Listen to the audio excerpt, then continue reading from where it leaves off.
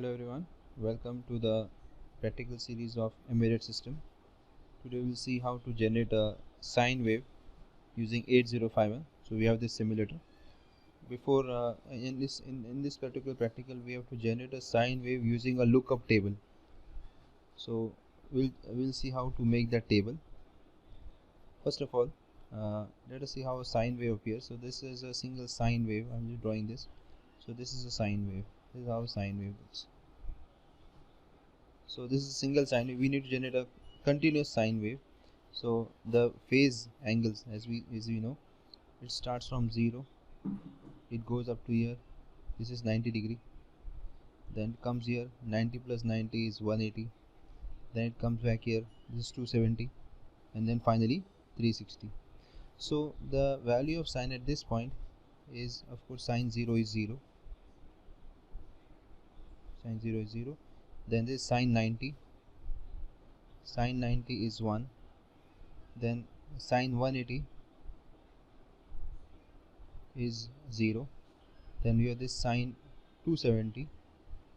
This is minus 1. And then finally sine 360 is actually 0. It starts a new wave.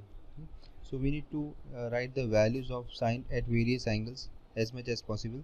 So we'll write the how to make a table. We'll make a table in this case, like we write the theta, the angle value, and the sine of the angle, and we need to convert this particular values to some hexadecimal format. Let us see how we do that. Now here we can see the table I have prepared. There are 4 columns. One is the sine angle column, the leftmost column. We see the angle of the sine angle can be from 0 to 360, okay, to complete the entire wave. So sine 0, 10, I have taken the difference of 10, 20, 30, 40, 50 up to 360. Then I calculated the value of sine using the scientific calculator. So sine 0 is 0, sine 10 is 0.2. I have made some approximations. It might not be, it may be some, it is only true up to 1 decimal places. Here you can see sine 60 is 0.9, 70 is also 0.9, 80 is also 0.9. So I have just approximated these values. Otherwise they may be some little bit different. So I have written these values. Then I have adjusted them. Now why this adjustment is required? Because in our simulator we can't have something like minus values. Hexadecimal values cannot, we cannot put negative values.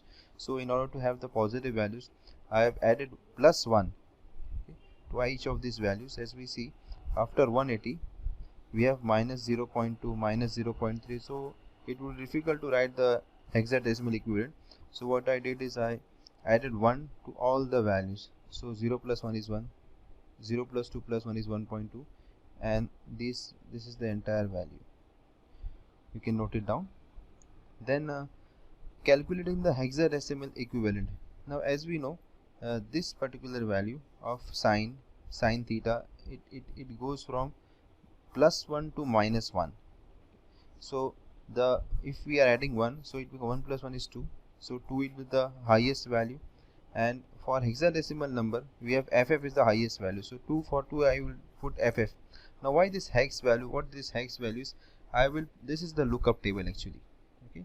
So in order to implement sine of 0, this is 7f, sine of 10, 8.3, sine of 20, 8f, and so on. So this value will go on increasing, and we have to simulate this angle, the value of sine theta. So when sine is 0, we have 7f, 10, 8.3, and so on. Okay, so you can please note down these values. Okay, these are the values for the various angles. We will be needing these values. Okay, I have made much approximations also. So we'll see how to write the program now using these values. So this is the program written on the right hand side. This is CLR P0.7. This is to enable the D2A converter. Then we load the first value. The first value is 7f for sine 0. So we move this value into register A. Then from A to port 1. Now why port 1? Because D2A converter to the oscilloscope is converted port 1. Then we give the next value to A, okay, and then A to P1, the third value to A, and A to P1, and so on. We input all these values, okay, up to 7f. Okay, so this is how we write the program. Okay, and so this is the complete program.